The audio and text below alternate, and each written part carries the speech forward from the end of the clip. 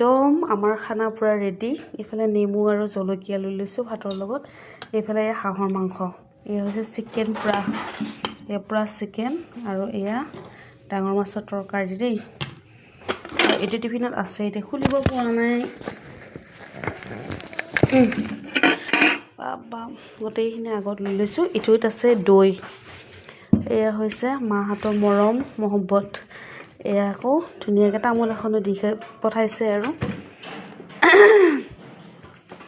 এনেকৈ খাম আৰু এয়া ইহঁতৰ তৰকাৰী লাগি গ'ল গাত এয়া খোলাৰ হাতত পৰে লাগি গ'ল আৰু সঁচাকৈ এনেকৈ যেতিয়া মায়ে ভাতকেইটা দি পঠায় এইকেইটা ভাতৰ মানে জুতিয়ে কিবা বহুত বেছি বেলেগ আৰু বছৰৰ লাষ্ট খানা এই খানাটো আমি এনেকৈ